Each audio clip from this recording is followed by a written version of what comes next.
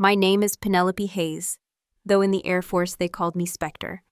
I am 37 years old, a former combat pilot, and now a senior aviation strategist. I spent half my life trusting my instincts above the clouds, but nothing prepared me for what would happen on that transatlantic flight. It started like any ordinary journey.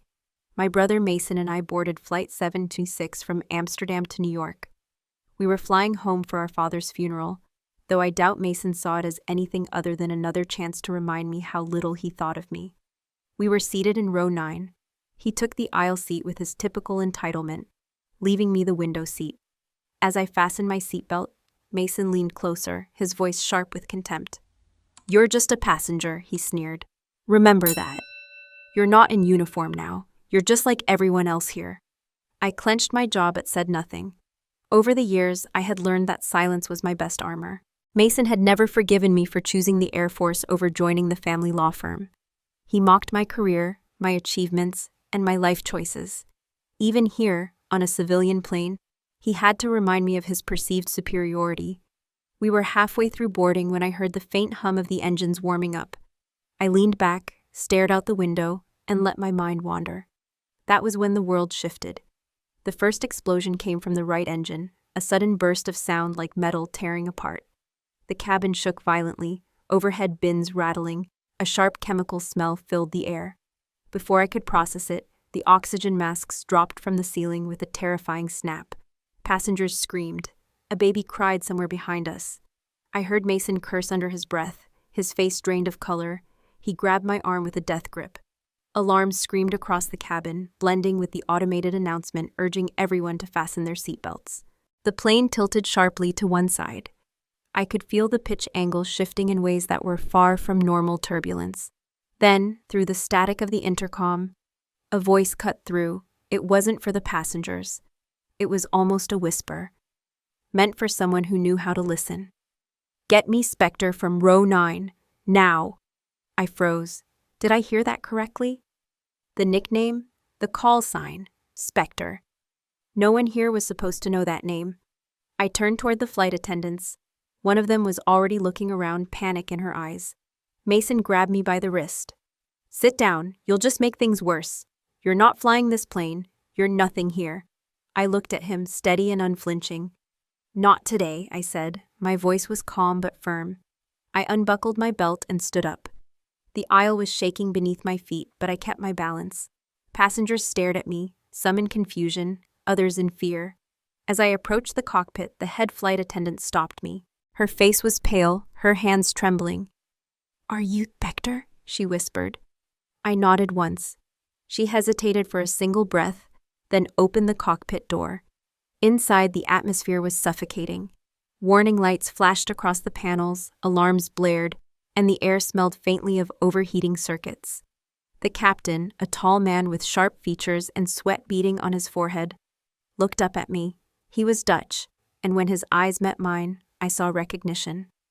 "You're Spectre?" he asked, his voice taut but steady.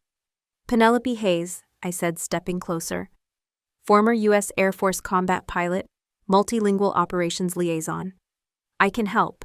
He nodded without hesitation and motioned me to the co-pilot's seat, where the first officer was slumped, semi-conscious, with an oxygen mask over his face. The captain muttered something rapid in Dutch, too fast for the flight attendants to follow. I answered with precision, my voice cutting through the chaos. "Dit is Spectre, wij nemen controle. Geef noodcoördinaten." The captain's eyes widened slightly. He understood that I was requesting emergency coordinates through a secondary relay line to Amsterdam Operations Control. I continued with 2 more crisp sentences, switching to the emergency aviation jargon that I had once drilled into my memory. These 3 lines opened a direct priority channel, bypassing the usual cluttered frequencies, feeding our position and critical data straight to Shanwick and Gander controllers who monitored the North Atlantic corridor. As I took control of the secondary yoke, I felt the weight of 200 lives pressing down on me. Every instinct I had honed over the years roared to life. I stabilized the roll, corrected the yaw manually, and glanced at the flickering navigation display. Through the open door, just beyond the threshold of the cockpit, I could see Mason. He was standing in the aisle now, gripping the seat back for balance, his face a mask of disbelief. The same brother who had just sneered at me for being just a passenger now stared at me as if seeing me for the first time. He didn't say a word. He couldn't. I wrapped my fingers around the yoke, feeling its resistance, the vibration of a wounded machine fighting gravity. The captain's hand brushed mine for a moment as he transferred control. His voice was low, serious, but there was a hint of trust. "You take it," he said. I nodded, my voice steady. "I'm not flying alone, but I'll take responsibility." As the cabin fell silent, all I could hear was the sound of my own heartbeat and the distant hum of a single struggling engine. Before I touched the yoke, another map was already unrolling in my head, not of winds and altitudes, but of the last few years of my life. I had just finished a NATO rotation that moved me between Ramstein, Volkel, and several classified forward operating sites. Amsterdam was supposed to be a brief pause, a quiet decompression chamber before I flew home to New York for my father's funeral. I rented a short-term flat above a canal, packed uniforms into vacuum bags, signed off on my last security debrief, and tried to relearn what it felt like to walk down a street without checking for reflective glass. I thought I was done with the sky. The sky, apparently, was not done with me. Mason had been living in Amsterdam for years, practicing corporate law and cultivating the kind of European detachment he liked to weaponize when he spoke to me. He called my career a phase. He called my discipline performative. He called my silence arrogance. When our father died, the will brought us back into the same legal and emotional airspace. And like most collisions, it was less about speed than trajectory. He had a plan for the estate. I had a duty to the truth. Those two things rarely share a runway. My decision to step away from full operational status in the Air Force looked, from the outside, like fatigue. The papers called it burnout. The truth was uglier because it was cleaner. Years earlier, a psychological assessment, one sentence buried in a dozen pages, flagged me as potentially unstable under sustained non-kinetic pressure. The phrasing was careful, the implication was not. My advancement stalled. My command pipeline froze. Rooms I used to enter with a salute suddenly required an invitation. I worked harder, flew better, taught longer, and spoke less. The flag never went away. I learned to live with it until the report was leaked. Not by an anonymous troll, not by a loose-lipped evaluator, but by my own brother through a chain of emails later uncovered in Discovery during an unrelated civil dispute. He had forwarded it to a family attorney with a note that said, in essence, that I was not fit to hold fiduciary responsibility, leadership, or public trust. He was building a legal moat around the will long before our father died. He did not expect that I would ever see the documents. He underestimated my relationship with paper. I log everything. Pilots who survive do. That leak was my ghost wound. It never bled in public, but it kept reopening under pressure. I stopped arguing with people who spoke from impulse and started structuring my life around things that could be audited. Procedures, statutes, data, cockpit voice recorders, black boxes, chain of custody forms. If you wanted to call me unfit, you would have to do it in front of numbers that contradicted you. Revenge for me became a matter of record-keeping, not rage. I would let the truth do the shouting. So I stayed in Amsterdam long enough to close NATO files, long enough to book 2 tickets to New York, one for the dutiful son who knew the law, one for the daughter who knew what law looked like when you stripped away its theater. We boarded row 9 like it meant nothing. His voice landed first. "You're just a passenger."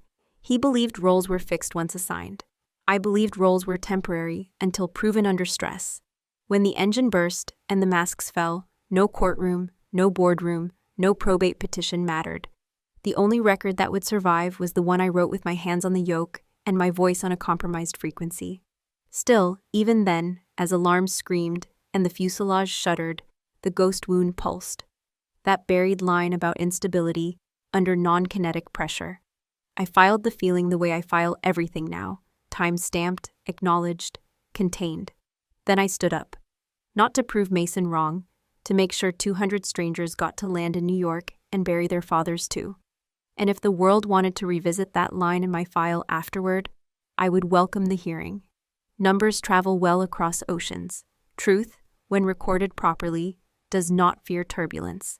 Our father built his fortune not in combat or in courtrooms. but through patient architecture of real estate and quiet investments that grew while we were too young to understand them. By the time he passed, there were buildings, portfolios, and family trusts that could shape the future of everyone who carried the Hayes name. Mason saw those numbers not as a legacy, but as a crown, and he was already wearing it long before the funeral. Mason wanted control, complete, unquestioned control, of our father's estate in New York. The morning before the flight, over bitter coffee at Schiphol, he spread out legal documents like they were battle plans. He spoke about probate court, executor rights, and tax strategies, as if I were a stranger rather than his sister. When I asked about transparency, he smirked in that cutting way of his. "You're just a soldier," he said, his tone dripping with condescension. "This is law, Penelope. This is financial navigation, not whatever stunt flying you think translates here." He thought I was naive about money, but he never understood that flying a multi-million-dollar aircraft demands more precision, discipline, and decision-making than most boardrooms can fathom. Still, I let him talk. I learned early that silence unsettles people who thrive on control. The will itself was simple: divide assets between the two of us, with charitable endowments and scholarships in our father's name. Yet Mason kept hinting that he would challenge the division, suggesting I lacked the mental stability to handle fiduciary responsibility. It was a recycled version of the same poison he leaked years ago, a story he told behind my back to justify his need for dominance.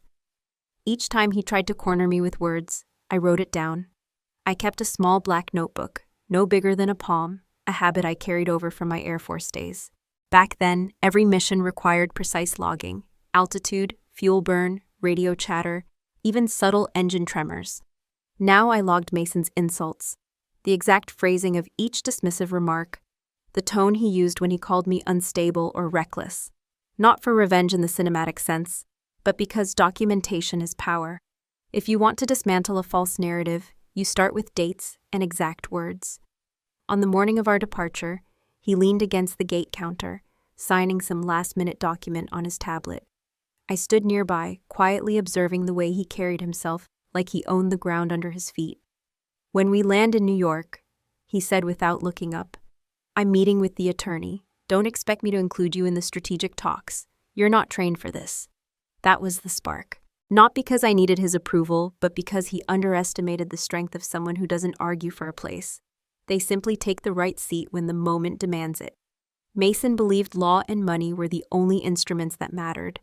I knew otherwise. Life, like flight, demands a steady hand when engines fail. As we boarded, I slipped my notebook into my carry-on, feeling its familiar weight. It was my log, my truth, my silent witness. Mason could sneer all he wanted. Every word was already recorded. In the cabin, as the engines hummed and passengers settled, I looked out at the Amsterdam runway. My reflection in the window was calm, almost detached. I told myself, endure, record, respond only when necessary. That was my new combat strategy: quiet precision instead of loud retaliation. Mason didn't know it yet, but his words would soon collide with a reality he could never control. When the right engine exploded and the cockpit called for Spectre, every log entry, every insult, and every buried accusation became irrelevant. The only thing that mattered was who could guide 200 souls home, and that was me. We crossed the midpoint of the North Atlantic when the first turbulence felt wrong, asymmetrical, like a hand shaking only one wing too hard today. CPDLC packets began timing out. ACAR's messages duplicated, then vanished, while HF hissed with distant lightning, the kind you hear before you see out there. The captain fought the yoke gently at first, trimming, stabilizing, reassuring the cabin, but the pitch oscillation widened, shallow to steep, shallow again, then steeper. A continuous stall warning vibrated through the column, not yet a full break, but close enough that muscle memory woke before conscious fear could form. Task saturation hit the cockpit like smoke. You cannot see it, but you cough, and everything takes 3 steps instead of 1 to get done. The first officer slumped deeper into his mask, eyes open, unhelpful, his hands twitching uselessly at switches that no longer routed any pressure anywhere reliably. I watched the primary flight display flicker, horizon bar stuttering, numbers ghosting, then reappearing 2 degrees off, then correcting, then offsetting again on my scan. I did not need perfect data to know we were outside our envelope. Airplane told me with vibration, with smell, with rhythm of alarms rising. The captain called for a descent, shallow, controlled, but the sink rate spiked anyway, as if gravity had decided to negotiate directly with the fuselage. He managed radios, failed systems checklists, engine parameters, cabin updates. His hands were everywhere, which meant no hand could stay where it needed to be. Vertical speed bled away, then surged. The flight director offered lies. The autopilot, already disengaged, blinked its indifference like a witness refusing the oath entirely. I scanned, not looking for perfection, only for trend lines, heading drift, wind shear signatures, thrust numbers that did not match our rate of descent. CPDLC refused our logons. ACARS dumped half messages that read like unfinished thoughts. And HF hissed with storms rolling somewhere far beneath our track tonight. The captain looked at me, finally, the way pilots look at each other when ego is no longer useful, and said, "Take the secondary controls." My hand closed around the yoke. My thumb found the trim switch. My eyes narrowed to the thin horizon bar shaking like a pulse line. Memory took over where certainty failed. Elbow angles, wrist pressure, the calibrated patience of waiting 1 second longer before correcting, to avoid pilot-induced oscillation amplification. Stall warning again, this time shorter. The nose wanted to wander. I let it, then coaxed it back, like convincing a frightened animal to breathe. Passengers were praying, crying, bargaining. I heard it through the door like weather, background pressure you account for, but cannot change inside your own cockpit. Mason's face hovered in the periphery. Disbelief, fear, pride collapsing. I ignored it because pride cannot hold altitude the way numbers can when gravity tightens. We were between continents, between authorities, between options. The only jurisdiction that mattered now was physics, and physics is brutally fair to every pilot alive. I asked for weight, balance, winds aloft. The captain read partial figures. I inferred the rest, building a mental glide map no screen could display. The airplane sagged again. I eased the nose, traded altitude for control, time for certainty, because survival is always a currency you spend deliberately carefully. Task saturation was now measurable. The captain's breathing sped, his checklist cadence fractured. I spoke slower, shorter, to cut his workload in half right there. Outside, clouds smeared into charcoal. Inside, our world narrowed to torque values, pitch angles, and the stubborn will of aluminum not to fold under panic. I knew we had minutes, not hours. Enough for one decision, maybe 2 corrections. Anything else would be theater, and theater kills at altitude quickly. So I flew the airplane first, then the problem, then the procedure, because that hierarchy has saved more lives than any courtroom argument ever will. The captain's breathing had turned shallow as he wrestled with controls that no longer answered the way they were designed to. He looked over his shoulder at me, the weight of 100 alarms flashing in his eyes, and spoke just one word, low and strained. Spectre. The call sign was not a question. It was a recognition, a request for me to step out of the shadows. I slid fully into the right seat, hands steady on the auxiliary controls. The first officer was still slumped against the bulkhead, dazed and unresponsive. The captain gave me a nod, muted, urgent. "The standard frequencies are useless," he said, voice tight. "We're not getting clear data from Shanwick. Do you have another path?" There was only one, and I hated that I knew it by heart.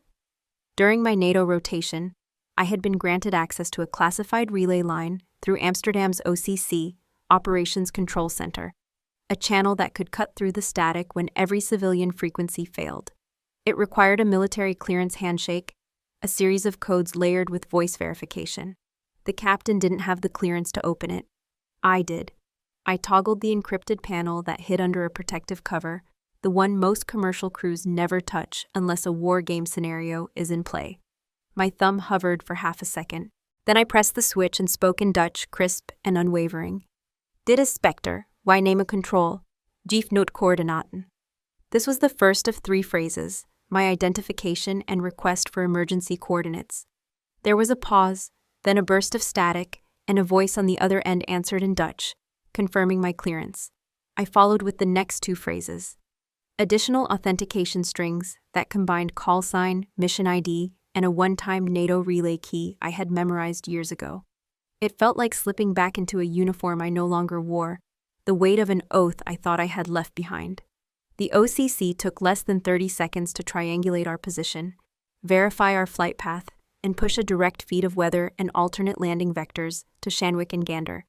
The captain's eyebrows shot up as the navigation screen, which had been blank and stuttering, began to populate with stable data streams. "How did you?" he started, but I cut him off with a raised hand. "Fly the airplane. I'll handle the line." Vertical spike number 3 struck hard when OCC's next transmission came through. The remaining engine was now running hot, bleeding oil at a rate that suggested it might seize completely. The words were clinical, but the meaning was brutal. We should prepare for a dead stick glide scenario. If the engine quit, we would have to fly on whatever altitude we could preserve and glide toward a safe vector, if such a vector existed in the middle of the Atlantic. The captain swallowed, a small twitch at the corner of his mouth. I saw him doing the math. Weight, altitude, glide ratio, wind shear. My brain was already a step ahead, recalling emergency profiles drilled into me during training sessions that simulated catastrophic engine failures over open water. "I'll keep them updated," I said. My voice was calm, but my pulse was beating a tempo that belonged to a combat zone. "You fly the pitch. Keep us stable. We need altitude more than anything now." I relayed our altitude, current sink rate, and fuel metrics back to OCC. They fed real-time wind vectors, turbulence pockets, and cloud density straight to my screen. It was the kind of data package that usually requires minutes of decoding.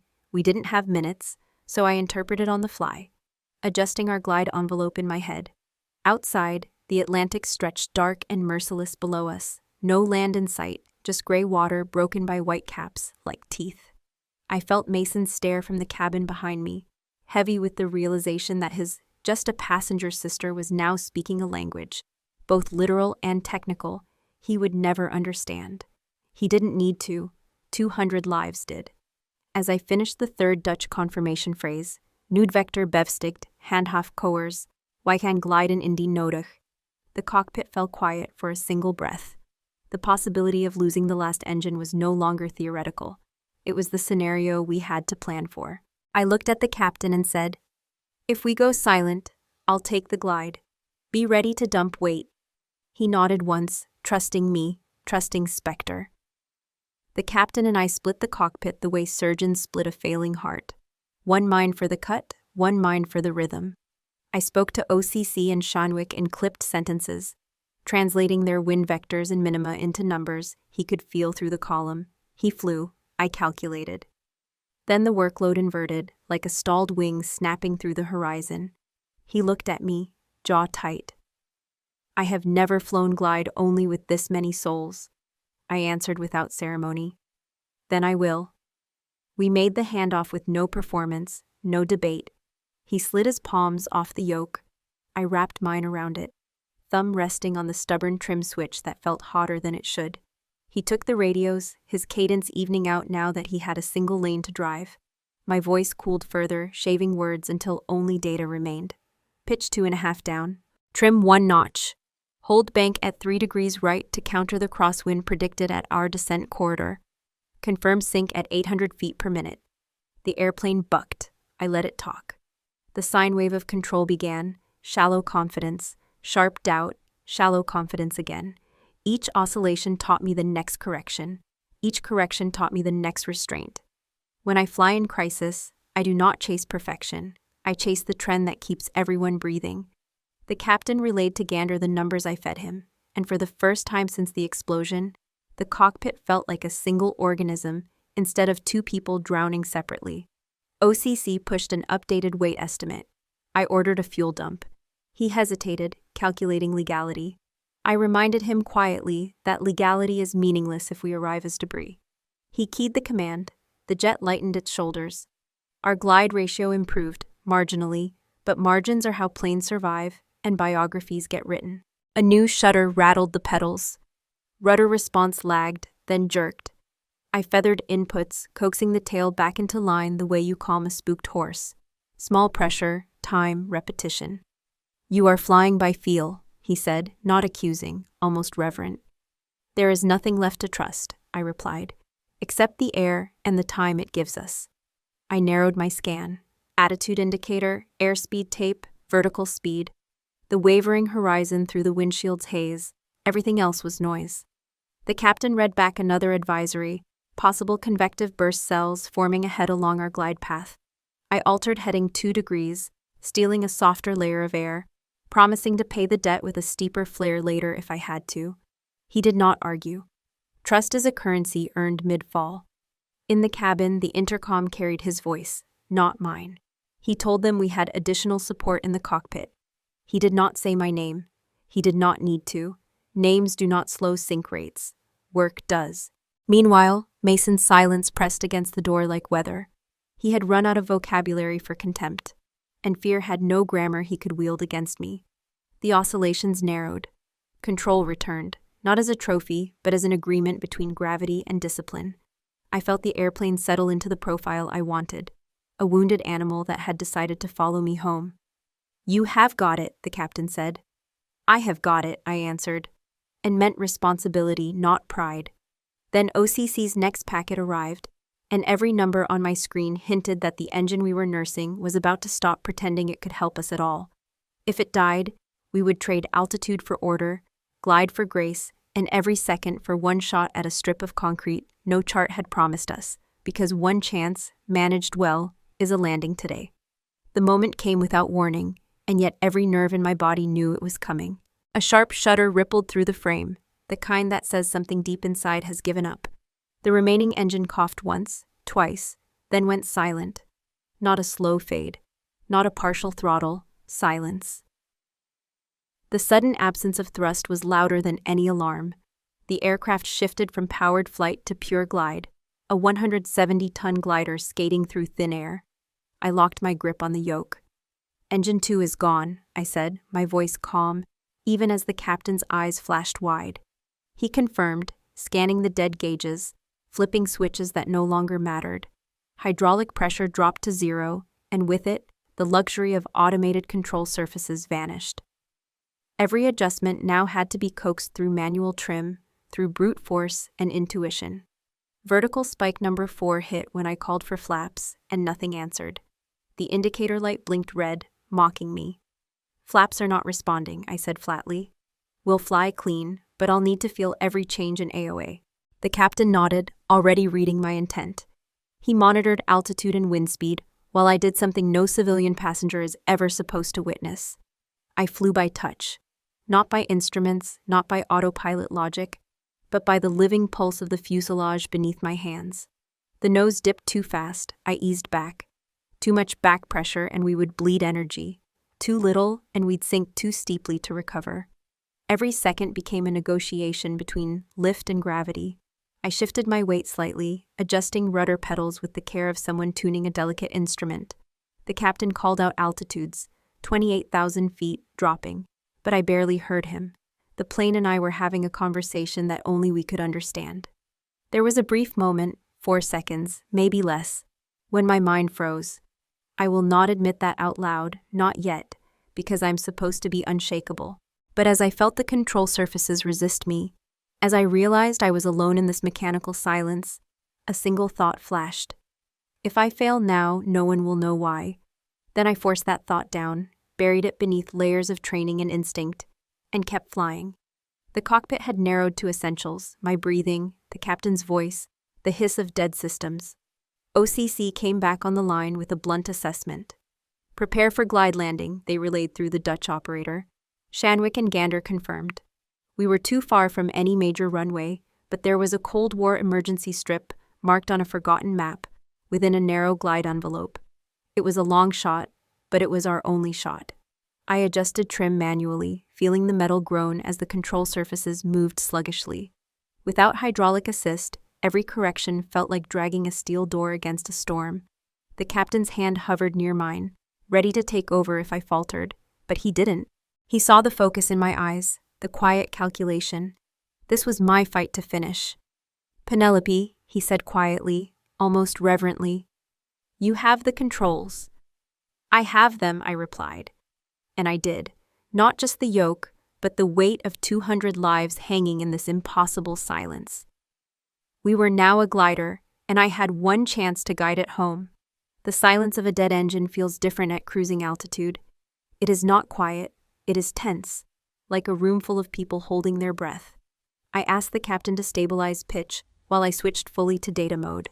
OCC, I need wind aloft at our current grid, temperature deviation from ISA, and any updated turbulence vectors, I said into the encrypted channel. My voice was calm, but inside I was plotting every variable as if solving a lethal equation. OCC responded with clipped precision, relaying data to Gander. Within seconds, Gander confirmed our minimum sink rate if we held a glide profile at 2 degrees down with the speed of 240 knots. It was thin, but it was workable. I trimmed manually, feeling the stubborn resistance of the tail. Every small input mattered. Too much nose up and we'd stall, too much nose down and we'd overspeed into structural limits. I ran mental calculations on weight distribution, fuel dump results, and surface temperature at potential landing zones. We need the optimal glide slope, Captain, I said. He nodded, eyes locked on the horizon. Then let's find the one thread we can walk. We were still high over the North Atlantic, but not high enough for comfort. With no thrust, every foot of altitude was a coin spent, and the bank account was shrinking fast. OCC pushed me a potential approach vector toward an abandoned military strip, once used for emergency Cold War drills. It was barely within range, just a speck on the margin of our glide path, but it was better than the ocean. We have one shot at this, I told the captain. Miss it, and we are out of scan. Vertical spike number 5 erupted from the cabin then. A flight attendant's voice broke over the interphone. We have a passenger with a cardiac episode, seat 14C, no pulse for a moment, but we're trying CPR. The ripple of panic spread faster than the vibration of the wings. I heard muffled cries, prayers, someone calling for a doctor. I clenched my jaw and forced myself to stay in pilot mode. Tell them to continue compressions, I instructed. We will be on the ground before the clock runs out. The captain glanced at me, surprised by my tone. I wasn't just promising a landing, I was committing to it as if failure wasn't an option. We'll touch down before medical time expires, I repeated, loud enough for him and the interphone to hear. The cabin fell into a strained silence, the kind of silence that believes. I tightened my grip on the yoke and fine-tuned the angle of attack, feeling the subtle tremors of airflow along the fuselage. My training had always emphasized the importance of trust in numbers, but here, instinct was just as critical. I watched the vertical speed needle settle at -800 feet per minute, stable but relentless. This profile buys us 26 minutes of glide, I said, eyes scanning between instruments and the dim shape of the horizon. We used 20 of those to reach that strip. Mason's face flashed in my mind, his arrogance, his mockery, yet he was now silent, probably staring at the cockpit door, realizing that the soldier he dismissed was calculating his survival down to the last foot of altitude. I let that thought fuel me, not as anger, but as clarity. I called OCC again. Confirm final approach heading, wind shear data, and emergency vehicles on standby. They acknowledged, relaying updates to Gander and back. My voice never shook. I felt the weight of the jet, the heartbeat of every passenger, the pressure of every calculation. One chance, I whispered to myself. My fingers white on the yoke, and I will not waste it. The makeshift strip was nothing more than a forgotten scar in the wilderness, a stretch of cracked concrete surrounded by dense forest. Emergency trucks lined the sides, their lights flashing faintly like fireflies against the dusk. I held the yoke with both hands, my palms slick, but my mind cold and precise. OCC had confirmed landing gear deployment, but the status indicators flickered. Gear may not be locked, the captain said, voice low. We'll know when we hit. I made the decision fast, without asking. We're going to touch nose first, just enough to force mechanical lock on the mains, I said. He looked at me as if I were insane, but he didn't argue. When you only have one shot, you commit to it like it's a promise written in blood. The aircraft trembled as I adjusted pitch. The AOA was razor-thin between glide and stall. I called out the last checklist manually, my voice steady.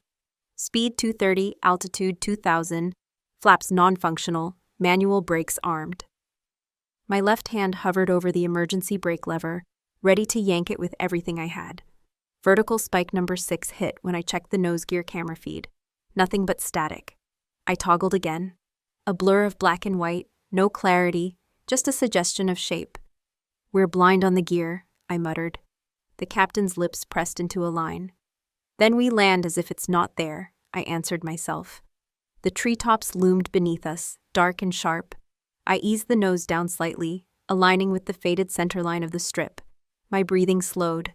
This was the moment every hour in the simulator, every combat landing under crossfire, had led me toward.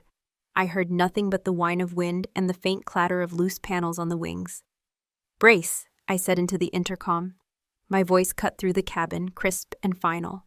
I imagined Mason's face, somewhere behind that door, pale, gripping his armrest. For once, I didn't care if he mocked me again. If I did this right, he wouldn't have words anyway. The ground surged upward like a wall. I lowered the nose deliberately, harder than standard protocol, using the forward momentum to shove the mains into place. A metallic thunk reverberated through the fuselage, a sound that could mean lock or break. I didn't wait to find out. I pulled slightly back, leveling for touchdown. The front wheels hit first with a jolt that rattled my teeth. The main gear slammed down next, accompanied by a deafening screech of rubber scraping concrete. Sparks erupted on the left side, showering briefly like a fountain of light. The smell of burnt rubber and hot metal flooded the cockpit. "Manual brakes now," I said, and yanked the lever. The aircraft shook violently as the emergency braking system kicked in, far rougher than automated deceleration. We skidded, bounced once, and I felt the rear tires shred. Smoke poured past the windows, blurring the thin line of the runway. The captain called out distances. 500 feet, 300. His voice was strained but clear. I held the yoke steady, adjusting only enough to keep us on the center line. The edges of the runway blurred with the trees, dark and waiting. I could hear passengers screaming behind us. Somewhere, someone was praying out loud. My heart was a hammer, but I never let my hands tremble. This wasn't a landing anymore. It was a fight between momentum and will. The brakes shrieked, smoke thickened, and the forest raced closer. I pushed harder, leaning into the yoke as if my weight alone could slow us. Every second felt like a lifetime. 40 feet, the captain shouted. The trees were right there, like an approaching wall. I gave the brakes one last brutal pull. The aircraft lurched, metal groaning in protest. We skidded sideways for a breathless instant, then stopped, 40 feet short of the tree line. For a moment, no one moved. No one breathed. Then the cabin erupted with the raw sound of survival, sobs, cheers, laughter breaking like waves. I sat frozen, my hands still locked on the yoke, the smell of burning rubber searing itself into memory. We were alive. The cabin was filled with applause, a thunderous wave of relief crashing over the wrecked silence that had hung there for the past hour. People were crying, hugging, whispering thank yous into the cold air that still smelled of burnt rubber and adrenaline. I heard the clapping, but I didn't feel it. I sat motionless in the cockpit, my fingers still gripping the yoke as if it were the only thing keeping me tethered to this world. 4 seconds.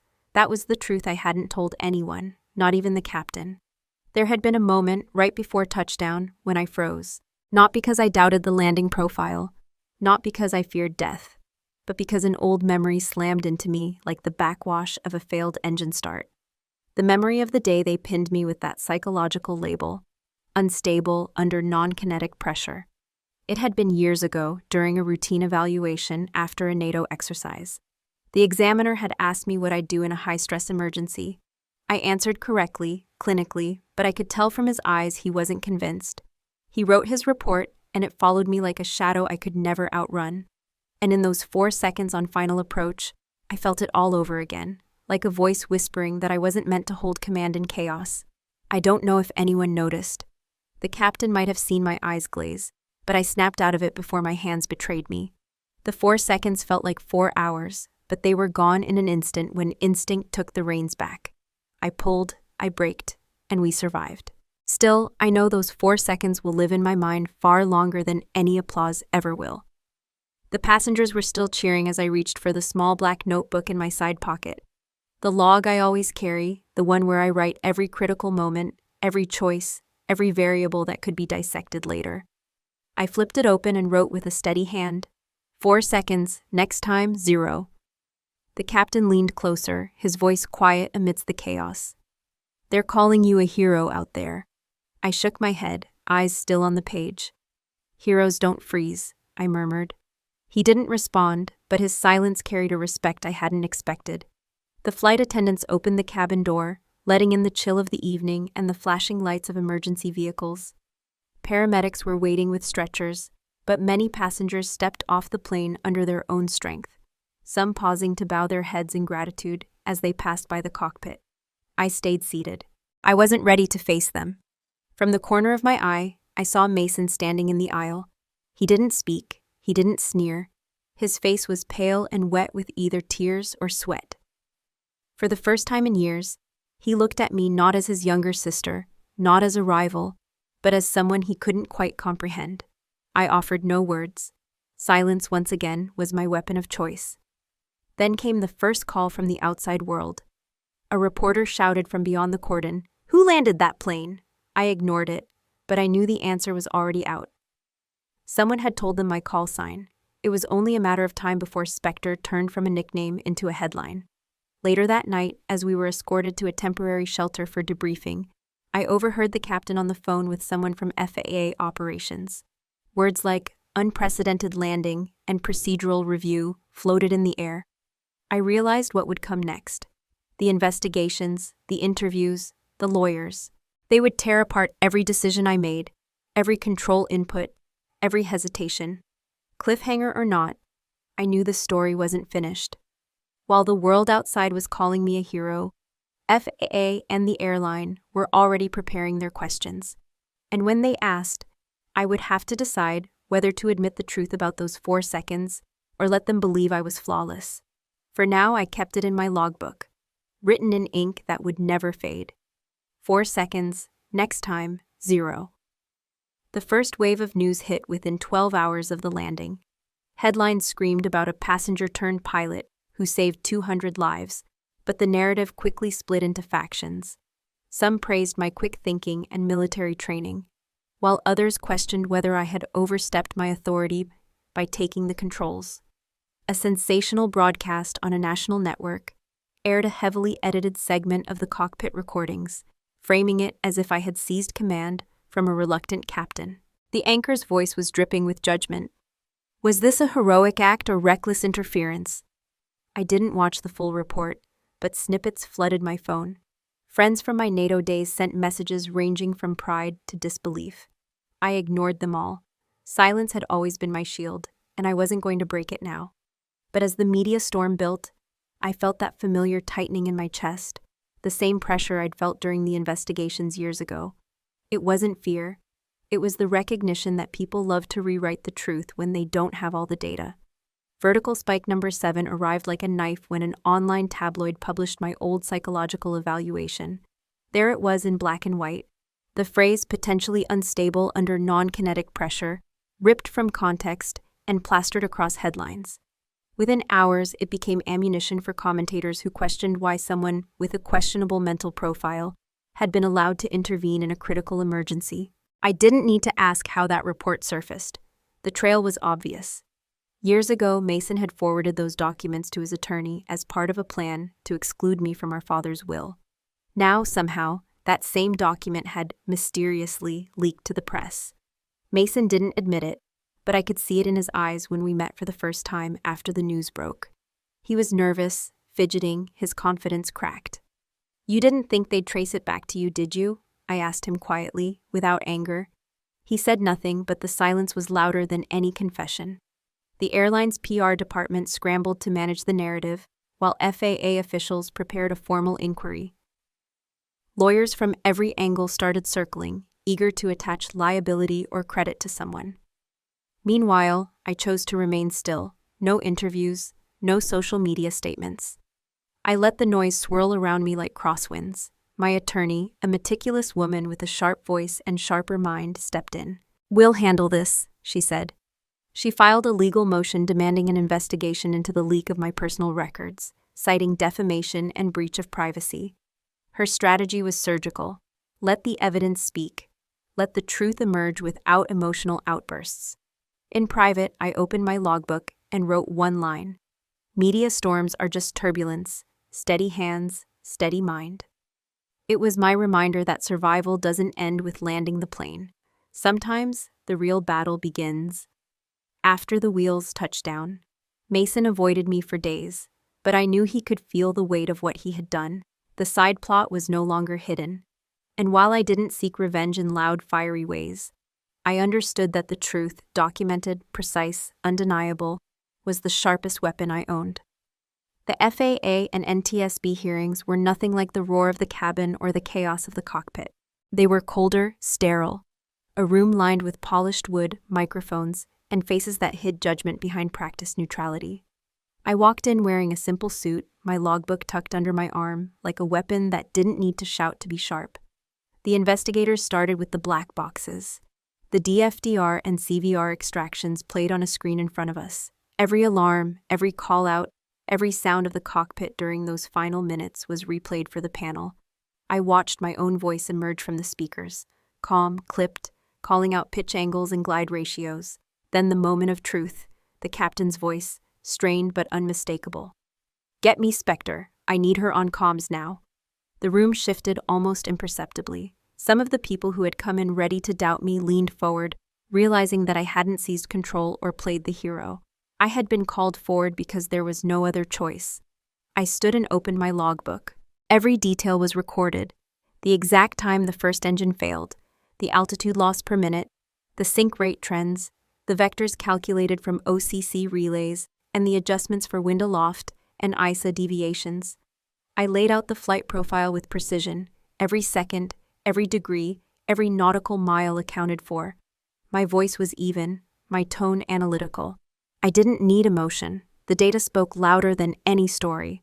One veteran pilot on the board, a man with decades of commercial experience, leaned back in his chair and narrowed his eyes. "Miss Hayes," he said, his tone a blend of curiosity and challenge, "do you understand how many lives you put at risk by taking the controls of a commercial jet without current certification?" I looked directly at him, unflinching. "Yes," I replied, 201 including my own. That is exactly why I didn't stay silent. The room fell quiet.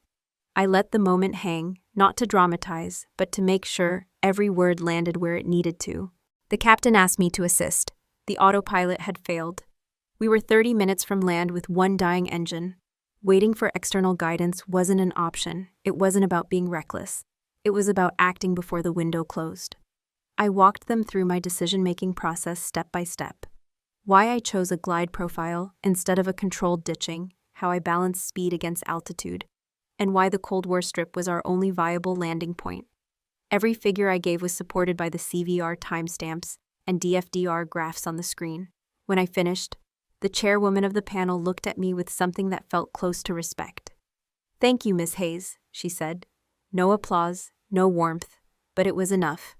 As I left the room, I caught sight of Mason in the back row, his face pale. He wasn't part of the hearing, but he was there, watching the narrative he'd tried to twist unravel in front of him. I didn't acknowledge him. I simply closed my logbook and walked out, knowing the data had already spoken on my behalf. The storm with FAA and NTSB had barely settled when the legal battle over our father's estate resumed. Mason had been preparing for months, thinking he could paint me as unstable and unfit to handle our family's assets. But the narrative he tried to create fell apart once the truth about the landing and his role in leaking my old psychological report began to surface. The side plot turned into a full-blown revelation during a probate court session in New York. My attorney presented email evidence showing Mason's deliberate attempts to discredit me, including the forwarded evaluation report and correspondence with his legal team. For the first time in years, Mason's confidence cracked in public view. His usual smug expression was replaced with something I had never seen before: shame. Vertical spike number 8 hit when Mason stood up, cleared his throat, and addressed the judge. His voice, usually sharp and commanding, wavered. I need to make something clear," he began. He admitted in front of everyone that he had intentionally leaked my psychological file, not because he believed I was unfit, but because he couldn't handle living in my shadow. "She was always the brave one," he said, his voice catching. "She became the soldier I could never be, and I hated her for it. I let jealousy guide me." The courtroom went silent. I stared at him not with anger, but with a deep, weary understanding. Mason turned toward me, eyes glistening. "I'm sorry, Penelope, for all of it. For the things I said, the things I tried to take from you." I let his words hang in the air. I didn't move, Finally, I said, "Forgiveness isn't a gift I give you. It's a moral obligation I give myself. To stop carrying the weight of what you did. I don't hate you, Mason, but I won't let what you did define me." The judge ruled in my favor. The portion of the estate Mason had tried to control was restored to me, exactly as our father's will intended. There was no celebration, no sense of victory, just the quiet realization that justice, when done properly, is rarely loud. Outside the courthouse, reporters swarmed. Cameras flashed, microphones waved, but I stayed composed. Mason stepped beside me, his posture deflated but genuine. "You deserved better from me," he said quietly. "I can't change what I did, but I can start making it right." I didn't answer him directly. I simply said, "The best way to make it right is to stop trying to fight the wrong battles." Then I walked away, my logbook tucked under my arm as always. A reminder of what truly matters: facts, actions, and the courage to face both. That night, I wrote one final line about Mason in my notebook. Redemption comes slowly, but at least it starts with the truth. Lieutenant Colonel Marcus Shaw found me 3 weeks after the hearings. We met at a quiet airfield training center in upstate New York, a place that smelled of hydraulic fluid, jet fuel, and the crisp bite of autumn air. He looked the same as I remembered: squared shoulders, calm gaze, the kind of presence that made even a silent room feel commanded. "Penelope," he said, shaking my hand with a firm grip, "we've been watching everything: your landing, the hearings, how you handled the fallout. I came to offer you what you've earned back. Full reinstatement, full command track, if you want it." The words landed like a weight in my chest. I had once wanted that more than anything: the uniform, the authority, the skies under the insignia of a mission bigger than myself. But I had also spent years proving I could survive without it. "I appreciate it," I said, my voice steady. "But I'm not going back. Not the way I used to." He tilted his head as though expecting this answer but still curious. "Then what do you want?" "I want to teach what happens when things fall apart," I said. "Not just procedures, mindset. The mental survival tactics when every alarm screams and the ground is too close. I want to train them for the moments no manual covers." Shaw smiled slightly. "Special emergency instructor," he mused. "That's not a title we've used before, but I suppose for Spectre, we can make room." It was official within days. My role wasn't about combat sorties or medals anymore. I was assigned to a joint emergency response program, working with both military and civilian pilots. My focus was singular: how to stay calm when the aircraft is no longer a machine but a falling question. The first time I stepped into the simulator as an instructor, I felt that familiar hum in my bones. I watched a group of young pilots strapped into the mock cockpit, their hands eager but untested. We ran scenarios: engine failures, electrical fires, full hydraulic losses. Some performed with mechanical precision, others cracked under the unseen pressure. Vertical spike number 9 came on a Thursday. One trainee, a bright but nervous lieutenant, hit a critical failure sequence and froze. 6 seconds, long enough to lose altitude, long enough for panic to write its own outcome. I stood behind him, my arms crossed, waiting until the silence was too loud to ignore. Then I leaned in. "Do you know what it's like to freeze?" I asked. He swallowed, nodding slightly. "I do," I said, my voice low but unshaken. 4 seconds. That's how long I froze before I landed that jet in the wilderness. 4 seconds where my mind went blank. I'm not proud of it, but I own it. You can't train fear out of you, but you can train what comes after. The room was silent, every eye on me.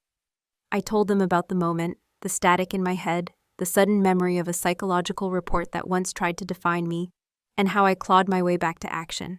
Those seconds don't define you unless you let them. You break their grip by moving anyway.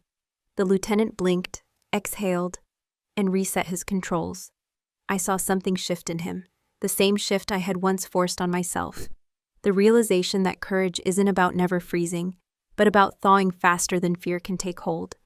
That day, I wrote another line in my logbook. Teach them 0 seconds. Months later, I recognized him before he spoke. Jacob, seat 23F, the boy who had stared at me through the cockpit door while I wrestled a glider from the sky. He was older now, just enough to carry a quiet confidence in the way he walked. He found me after a training session, his duffel bag slung over one shoulder. Ms. Hayes, he said, voice respectful but earnest. I want to learn, not just flying. I want to learn how you did what you did. How you stayed calm when no one else could. I studied him for a moment. There was something raw and unpolished in him, but also that rare fire you can't teach. Training isn't easy, I said. It's not about the thrill. It's about precision under pressure and being willing to fail 100 times in silence. I'm ready, he said simply.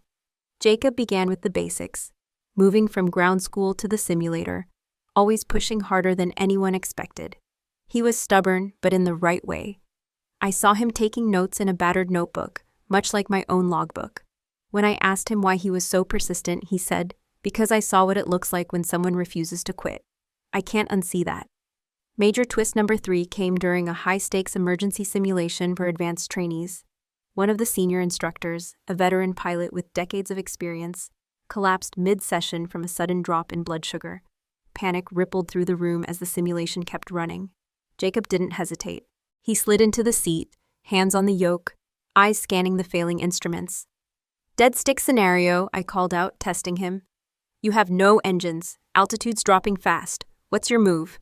Jacob's response was sharp, his voice steady.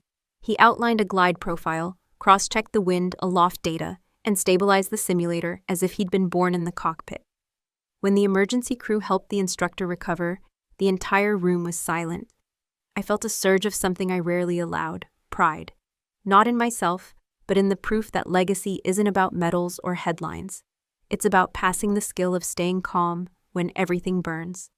At the final evaluation, I signed his recommendation for a full scholarship. But I made one condition. The scholarship would bear our father's name, not mine. Because this is about more than me, I told Mason, who had quietly attended the ceremony. This is about building something that outlives the fights we thought mattered. Mason stood at the back of the room, hands in his pockets, watching Jacob accept the scholarship. For the first time, I saw in his face a flicker of understanding, the weight of pressure, the meaning of control, when lives hang on every decision. Later that night, I closed my logbook with a final entry. Teach them to rise higher than fear, and let the name Hayes stand for more than survival. It should stand for those who refuse to let fear win. Jacob left with his wings that day, but I knew he would return, not to thank me, but to teach someone else what it means to hold steady when the world shakes. And that, more than any landing I ever made, felt like the true victory. The reunion flight took place on a crisp spring afternoon in New York. The airline had reserved a quiet hangar, and one by one, the passengers of that day walked in. Some carried flowers, others simply carried the weight of memories they couldn't quite put into words. There was a table with photographs of the landing site, smoke rising from the wheels, fire trucks circling, and faces stunned but alive. I stood off to the side, listening as survivors shared what they remembered. A mother recalled clutching her child and whispering prayers, convinced she'd never see another sunrise. An elderly man recounted the metallic screech of the wheels hitting the cracked runway, and how he thought, "This is it, this is how it ends." They told these stories not as accusations, but as confessions of fear and gratitude. I didn't speak for a long time. I didn't stand there as a hero. I stood as someone who understood the cost of survival, the moments of silence afterward, the way time itself feels heavier when you know you've borrowed it. When I finally did speak, my voice was steady but soft. I wasn't just a passenger, I said, glancing at the faces looking back at me. But I wasn't alone either. None of us made it through that day alone. There was a quiet hum of agreement, the kind of understanding that only comes from those who've shared the same breathless moment between life and death. Mason was there too, seated in the back, his posture no longer rigid with pride. After the gathering, he approached me carrying a simple white envelope. He didn't say much, just placed it on the table between us. Inside was a signed document, a formal statement relinquishing any claim over our father's disputed assets. More than that, Mason had pledged half of what he had secured to fund an emergency response scholarship through the training foundation I had started. "It's time I contributed to something bigger than my grudges," he said quietly. I looked at him, reading the sincerity in his face. There was no need for hugs or dramatics. I simply nodded. "I don't forgive you because of this," I told him, my tone firm but not unkind. "I forgive you because it's the only way I can move forward, without carrying both of our mistakes. He nodded, accepting the truth without argument. That night, I opened my logbook. On the first blank page, I wrote, "Seconds. Remember, no one is perfect, but anyone can learn to hold steady." It wasn't a note about the past anymore. It was a reminder for every student, every pilot, every person who might one day face their own moment of stillness before action. Later, as the sun dipped below the skyline, I stepped outside onto the hangar porch. The evening sky was painted with faint contrails, the NAT routes shifting like chalk lines redrawn by invisible hands. I breathed in the cool air and let the silence wrap around me. I no longer needed applause or recognition. My purpose had become simpler: to teach others how to hold their own skies, no matter how turbulent. Before we say goodbye, we'd love to know, where are you watching from? Is it a quiet morning with a warm cup of coffee, or a late night where stories like this keep you company? Let us know in the comments. We read everyone with gratitude. And if this story touched your heart, please consider subscribing to the channel, not just to hear more stories like this, but to be part of a community that still believes in kindness, healing, and second chances. Thank you for spending your time with us today, wherever you are. We hope you carry this story with you, and remember, sometimes the miracle doesn't knock on your door. It waits quietly until you're ready to open your heart. Take care, and we'll see you in the next story.